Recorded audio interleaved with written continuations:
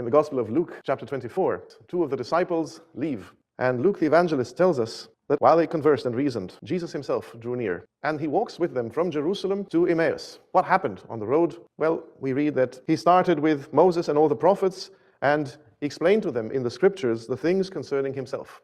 But their eyes, we read, were held, so that they did not know him. What does this mean, that their eyes were held? Remains mysterious.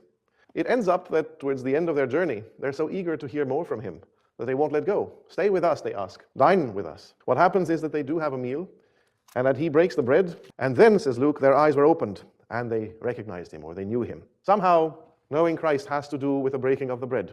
And without it, there is no full knowing of Christ. We're speaking about the reality, as I said, that is given to us in the church, whose heart, whose pinnacle, is the concrete chewing, eating the body of the Son of God, the blood and body, which are the stuff of the age to come, of the life that is in store for us, the risen life.